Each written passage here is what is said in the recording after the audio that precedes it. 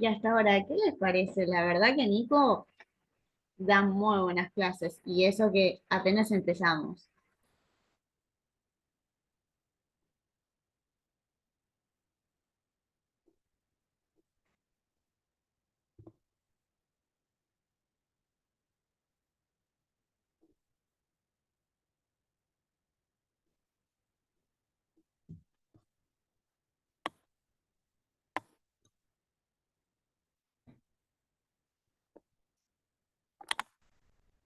Bueno, acá estamos. No, plenarias por ahora no puedo dar, eh, pero nos dedicaremos a hacer todos los Zoom que podamos, no hay problema. Bueno, mejor, me alegra que les esté sirviendo.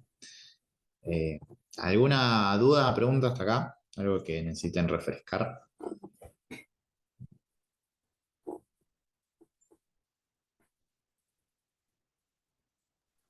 Sin miedo que Nico no muerde, ya les dije, no muerde. A esta hora me dan un pedazo de pan y lo muerdo con un hambre, pero bueno. Sí, ya la verdad Ok, que estaría. sí, a esta hora ya empieza a hacer ruidito la panza. Pero bueno, genial. Gracias, Ruth. Bueno, ahí Guille les va a pasar mi contacto al grupo. Así que nada. ¿Cuándo es que tienen el parcial ustedes? Semana que viene, ¿no? El 3, ok. Bueno, tienen una semanita todavía. Tienen una semana, así que aprovechen a repasar. Después, si quieren hacer otro Zoom, la semana que viene, antes del 3, hacemos, no tengo problema. Pero nada, tienen mi contacto ahí que se los va a pasar Guille. Cualquier preguntita, me escriben, no hay problema. No tengo drama en despejar dudas o charlar lo que haya que charlar. Ay, Bueno, Marina, no te hagas problema, que nosotros subimos todo a nuestro canal de YouTube, así que lo vas a poder ver, no te hagas problema. ¿cómo se llama el canal?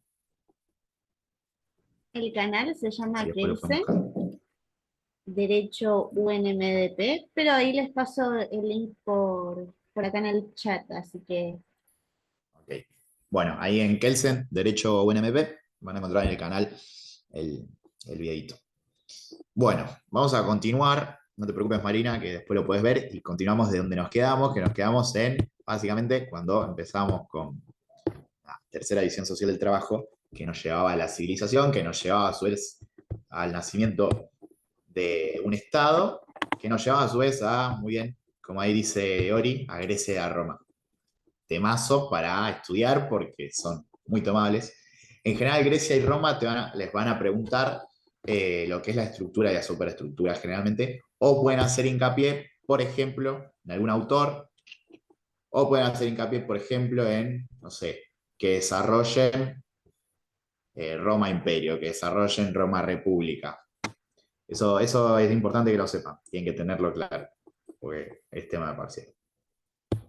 Así que bueno, cuando hablamos de Estado, lo que tenemos que saber es lo que hablábamos recién, que es el instrumento de uno generaba eso, sino que esa gente que tenía esclavos a su cargo se iba vinculando y así se formó la aristocracia, un grupo selecto y pequeño de gente que tenía el poder. Cuando todos los demás se empobrecían, dicen, bueno, vamos a hacer algo para legitimar todo esto, porque si no, en algún momento se van a rebelar.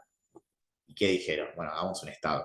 Entonces, estos que tenían el poder pongamos las pautas de reglas, conductas para que los demás no se rebelen. Entonces, lo que pasa es que tanto en Grecia como en Roma, la esclavitud es el modo de producción predominante para legitimar ese Estado.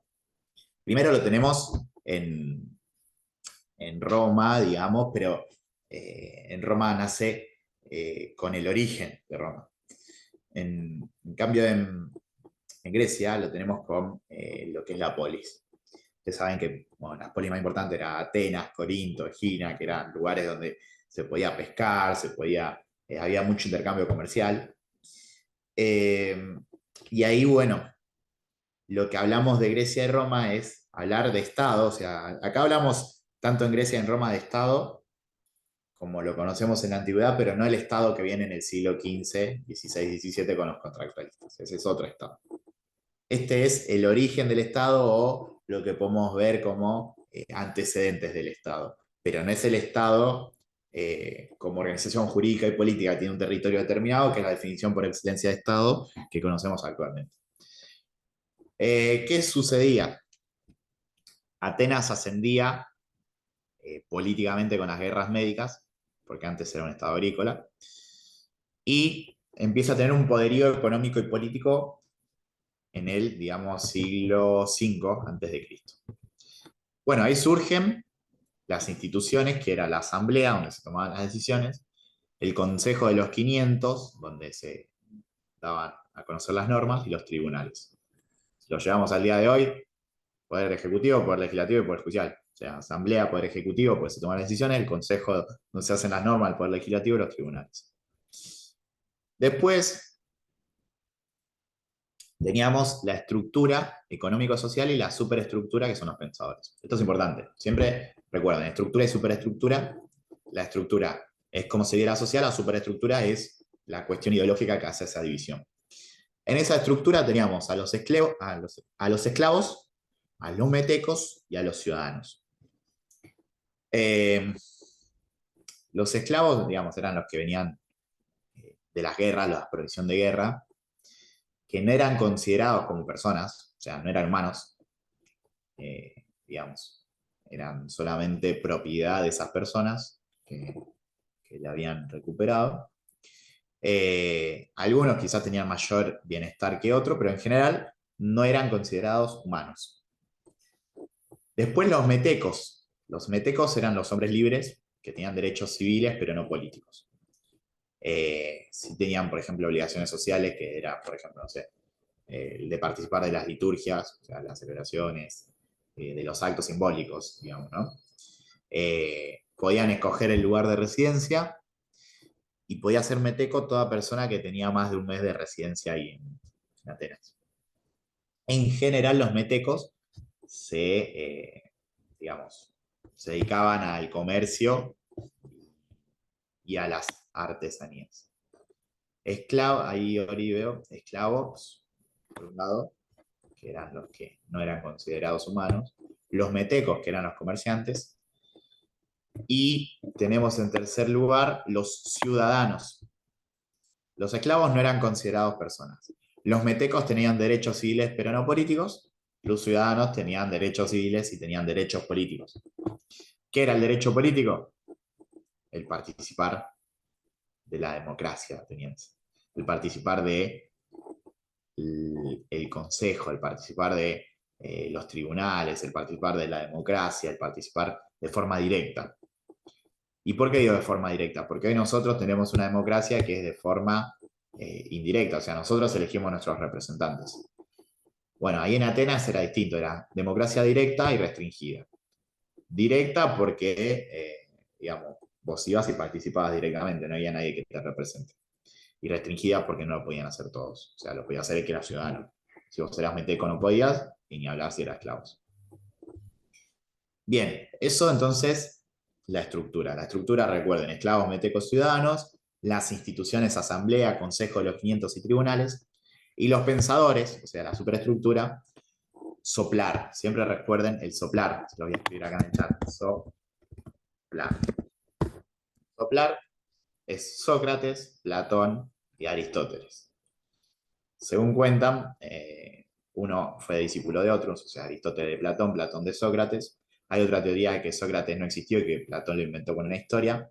Nunca vamos a saber la verdad, tampoco nos interesa, sí nos interesa qué pensaba cada uno o qué pensaba supuestamente Sócrates también, o Platón de Sócrates. Bien, Sócrates era la oposición a los sofistas. Los sofistas era un grupo, digamos, selecto, que decían cualquier cosa. O sea, los sofistas filosofaban, los sofistas se especializaban en el arte de argumentar en contra tuyo. Capaz que hoy te dicen, bueno, en Mar del Plata hace 16 grados, está fresco, y yo le digo, no, si en Mar del Plata no hace 16 grados y está fresco, ellos van a tratar de contradecirme a mí porque sí. Entonces buscaban cómo argumentar, o sea, lo importante era cómo argumentaban para dar argumentos para una charla o un debate político y convencer a la gente. Eso era el sofismo. Bueno, Sócrates se opone a eso. Y él ve a la democracia ateniense como un enemigo, digamos. Donde la república, lo que pregona él, tiene que ser conducida por el rey filósofo. El rey filósofo era el que tenía la sabiduría y el conocimiento de todo.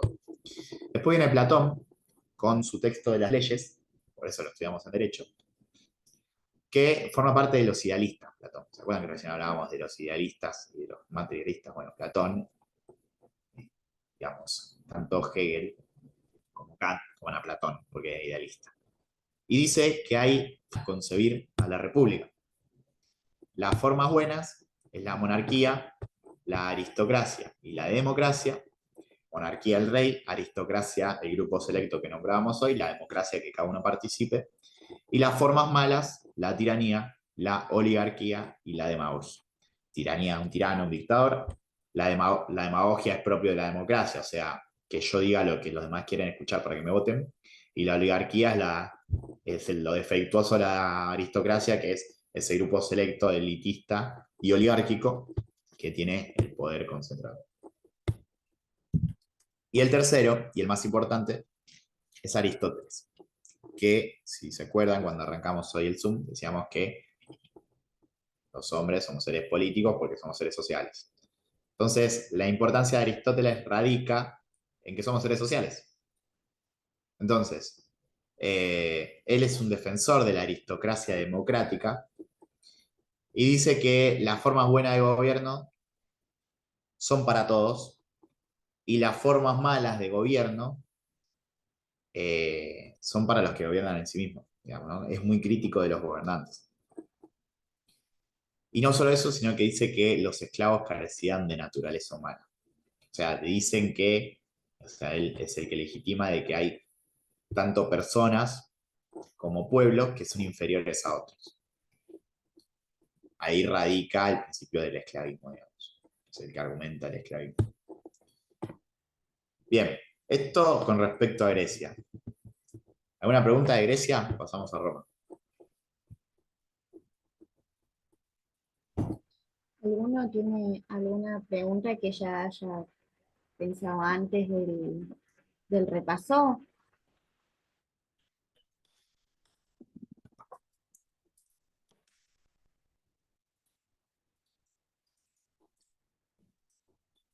Bien, personas muy inteligentes y van entendiendo todo. Ok, bueno, ahí Maya hizo una cara como que no, medio dudoso todo, pero bueno, no importa. Hagamos como que entendemos. Fijimos demencia y hicimos para adelante, no pasa nada. Ok, bueno, Aristóteles era el que justifica. Claro, Aristóteles cuando dice que hay personas y grupos que, digamos, son superiores a otros, está legitimando de alguna manera la esclavitud. Porque cuando vos decís, bueno, entonces los de Atenas son Atenas son superiores a los de Corinto. Y bueno, vos estás diciendo que estos tienen que gobernar y estos no. Entonces, si vos tenés que decir que estos tienen que gobernar y estos no, es porque crees que tiene que haber una dominación política. No sé si me explico. Eh, el tema del anaciclismo. Anaciclismo, ¿qué era el anaciclismo? No recuerdo su concepto. ¿Estás segura que era así, anaciclismo?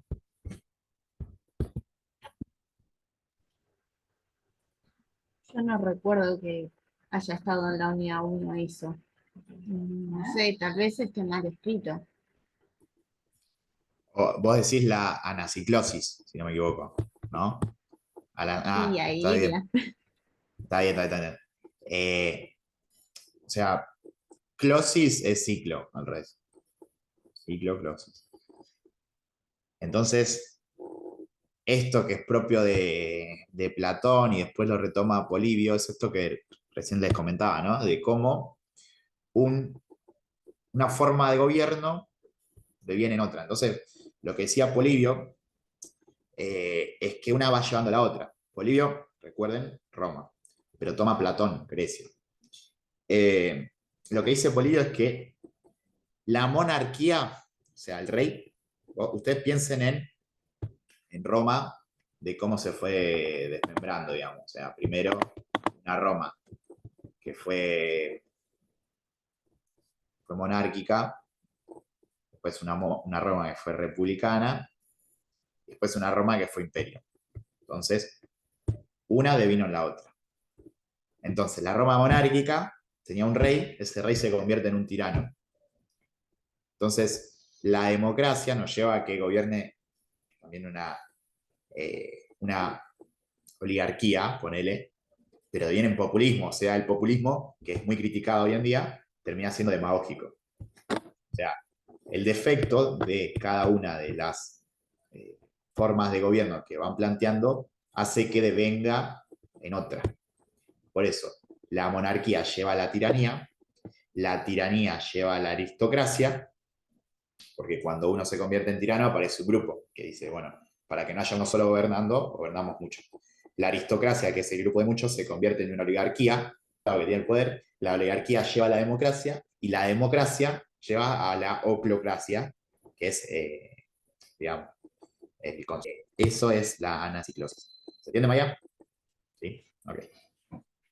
Bueno, a Roma.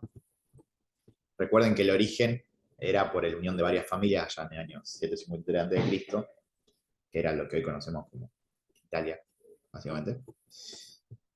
Y se van formando, digamos, a partir de la unión de familias, eh, una división también, como había sucedido antes. Esa división, que recuerden que primero había sido con la cuestión del mito de Rómulo y Remo, después de la cuestión de que se habían formado distintas familias, entonces uno se le otorgaba el poder y ahí nace la monarquía, deviene después en lo que es la república. ¿Qué es lo más importante de Roma? Es la república. ¿Por qué? Porque es lo que me interesa ver en comparación con Grecia y Atenas, puntualmente.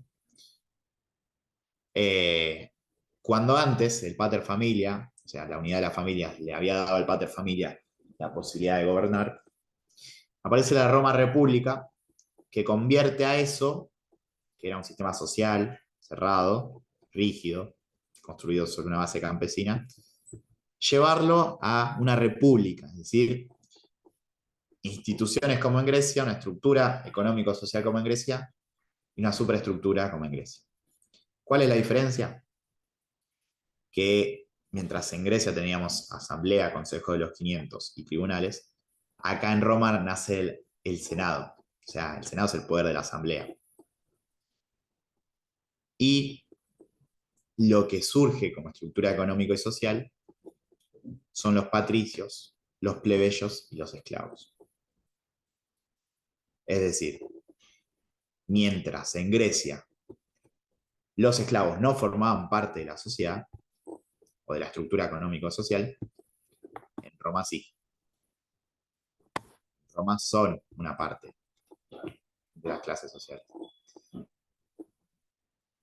Entonces aparecen los patricios, que como decíamos, cuando deviene la tiranía en algo, aparece un grupo selecto, es decir, aparecen los aristócratas, que eran los patricios, y los aristócratas de dónde van a salir, sino de las familias más importantes que habían fundado Roma. Que qué casualidad que tenían la posesión de las tierras. Y poseían lo que ellos llamaban dignitas, que era prestigio. Después estaban los plebeyos, que eran los artesanos y campesinos, algo así como los metecos en Grecia, que formaban parte de los tribunos de la plebe y poseían libertas.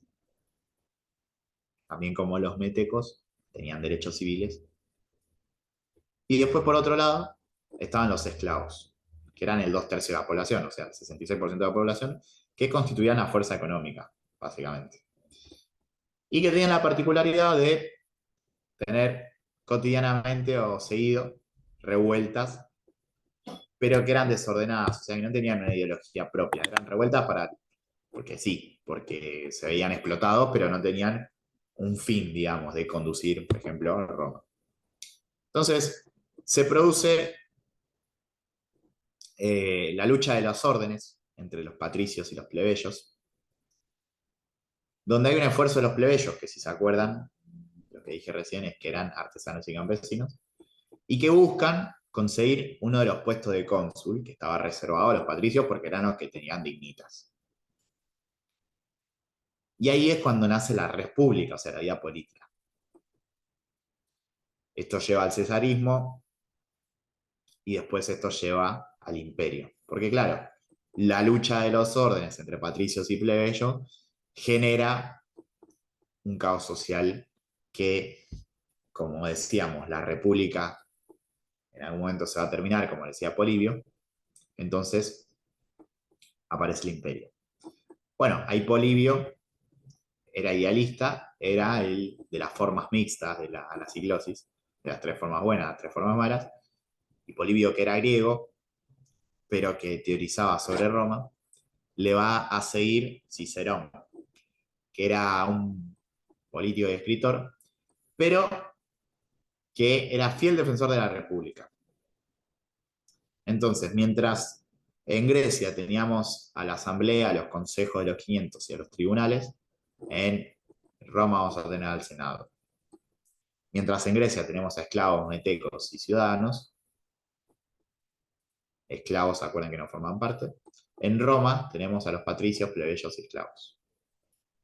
Y mientras en la superestructura griega tenemos a Soplar, Sócrates, Platón, Aristóteles, Ori, en Roma tenemos a Polibio, que era el primer teorizador teórico de Roma, que en realidad él era griego, pero que empieza a analizar Roma a partir de las también formas que aprendió de Platón. ¿Se acuerdan que Platón decíamos que había formas buenas, que era la monarquía, aristocracia y democracia, y las malas, tiranía, monarquía y demagogia?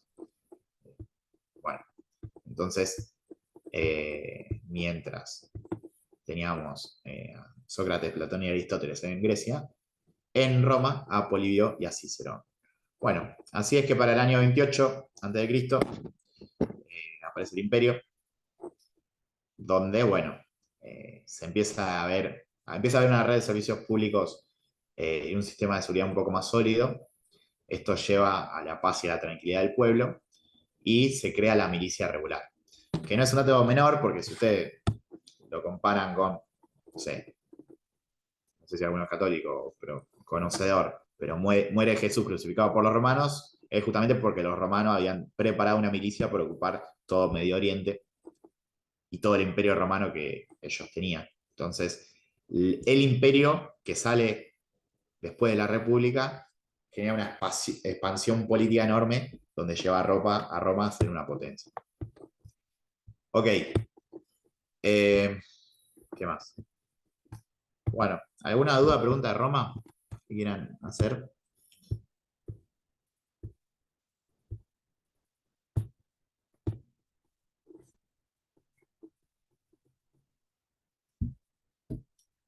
Bueno, después vamos a ir a lo que es el esclavismo y vamos a ver si llegamos al feudalismo también. Si no, me comprometo, no tengo problema, en hacer otro Zoom la semana que viene o en estos días para terminar.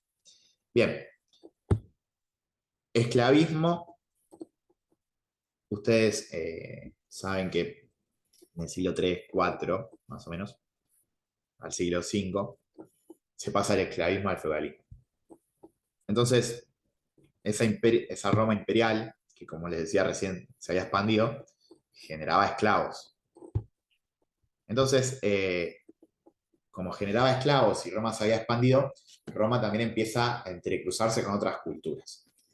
Hay un ingreso masivo de esclavos a Roma y paralelamente hay invasiones bárbaras. No sé si alguno vio Vikingos la serie, pero está buenísima. Se la recomiendo. La invasión vikinga, sobre todo a Francia e Inglaterra, se da más en el siglo 8, 9, pero previamente las invasiones bárbaras de esos que estaban en el norte de Europa hacen que se obligue a Roma a invertir grandes sumas de dinero en el mantenimiento militar. Entonces hay un desplazamiento de la gente, si necesitas invertir plata en un lado, vas a sacar plata del otro. O sea, que empieza a aparecer una dificultad para mantener a los esclavos. Digamos, al esclavo mínimo tenías que darle de comer para que después él te sirva todo el día. Mínimo. No tenía que estar enfermo el esclavo. Si el esclavo no comía y estaba enfermo, bueno, no te iba a poder servir.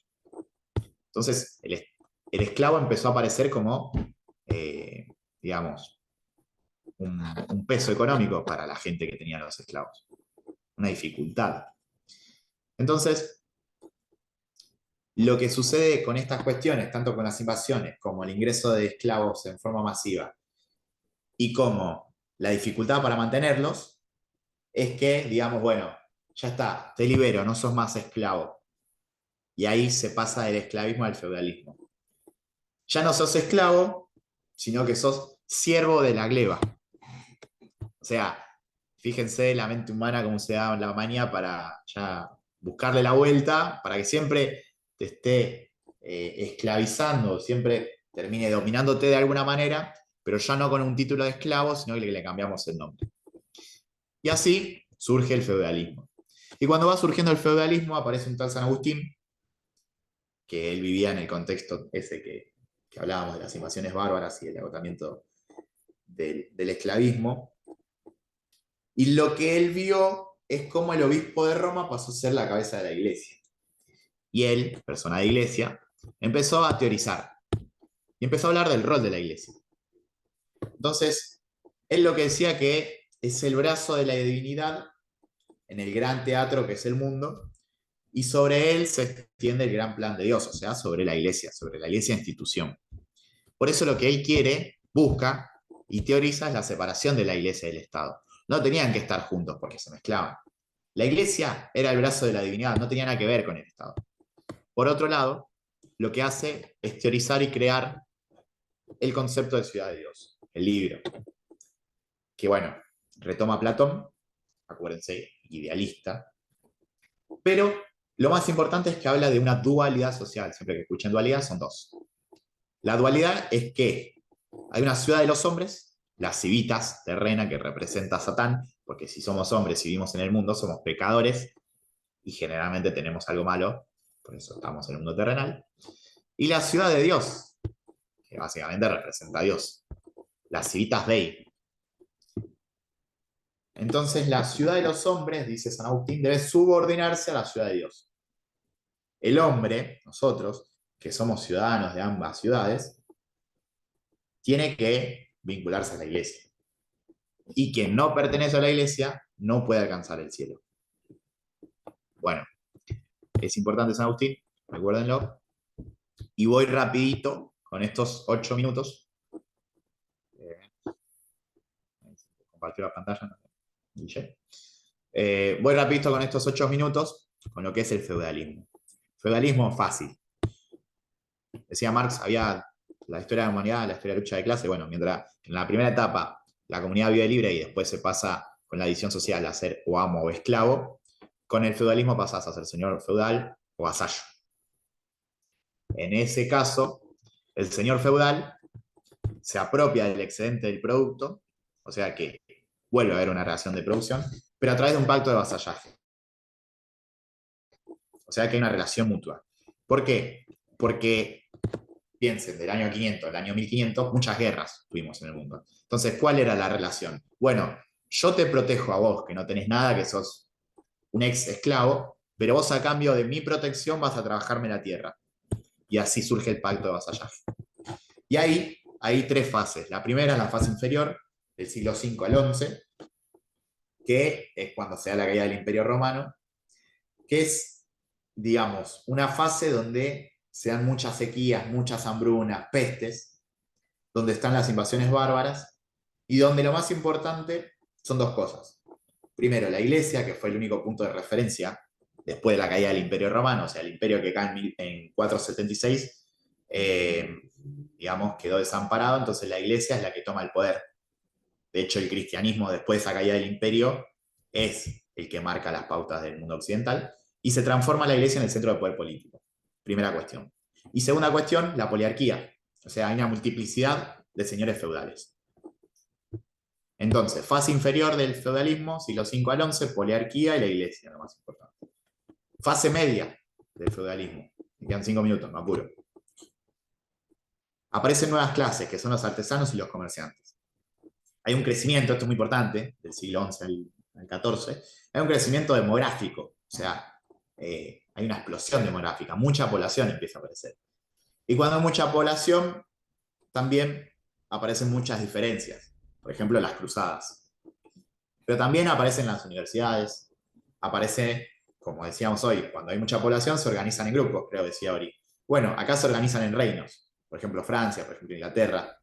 Y como en la anterior teníamos a la poliarquía como superestructura, en la fase media tenemos a la monarquía estamental, al clero, a la nobleza y al estado llano, donde en el estado llano teníamos oradores, velatores y laboratores. Ni hablar de que es un momento donde se da la Inquisición, en esas cruzadas que dijimos, que se castigaban delitos contra la fe, o sea, básicamente a los herejes. Y, dato no menor, en esa fase media teníamos a Santo Tomás.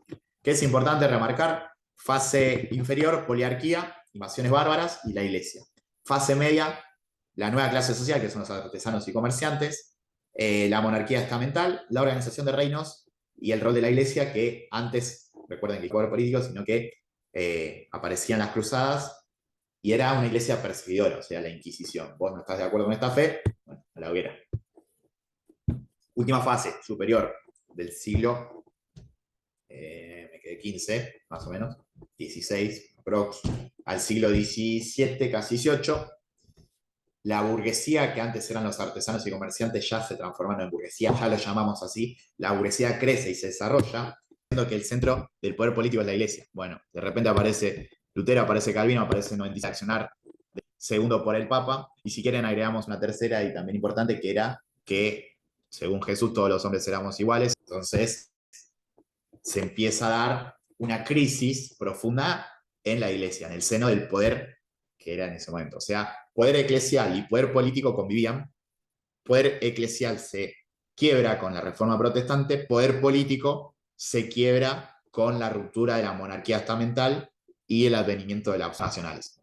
Y ahí aparece Hobbes, aparece Locke y aparece Rousseau. Y aparecen dos actores importantes, que son Maquiavelo, el príncipe, es el que escribió, el padre de la ciencia política, y Tomás Moro. Rapidito, básicamente estaba enfrentado con el príncipe de, no recuerdo, Florencia me parece que era. Estaba enfrentado, lo manda preso, y como veía que había muchos reinos, sobre todo Francia, que estaban organizados y que estaban cooptando territorios, para que Italia no quede a la deriva de eso, porque estaban todos los reinos de Italia fraccionados, fragmentados, le da un consejo, escribe un texto, escribe el príncipe, para darle consejos al príncipe, valga la redundancia, de Florencia. ¿En qué básicamente eso? Bueno, que lo importante era que se junten y cómo darle pautas metodológicas de gobernar. Por eso El Príncipe es el libro excelentísimo de la ciencia política que todo político tiene que leer, de cómo gobernar un país, en ese caso, cómo gobernar un rey. Qué hacer con la gente, qué no hacer, qué hacer con los esclavos, qué no hacer. Bien, queda 1 minuto y medio. ¿Alguna duda, pregunta, consulta? No les queda mucho tiempo. Perdonen, si me fui el tema. ¿Tienen Bien. alguna consultita antes de pasar a otro Zoom? Ok, si les parece, ¿qué nos quedó? Bueno, nos quedaron 2 unidades, creo, me parece. Bueno, si les parece, en algún momento de mañana, fin de semana, lunes, martes, miércoles, antes del parcial, cuando quieran, continuamos esto, hacemos otro repaso, no tengo problema. Lo van charlando con Guille y me avisan. ¿Les parece? Cualquier cosita vayan escribiendo en el grupo, ya lo tienen en Nico, así que ante cualquier consulta o duda que tengan respecto al material de estudio, le pueden ir avisando, ir enviando mensajitos. Perfecto. Bueno, gente, buenísimo. Estudien, escuchen lo que dije de temas importantes y cualquier cosa me van consultando, preguntando y organícense y hacemos otro repaso en estos días. Les mando un saludo. Bueno, Chau, chau. chicos, Gracias. nos vemos. Adiós. Luego.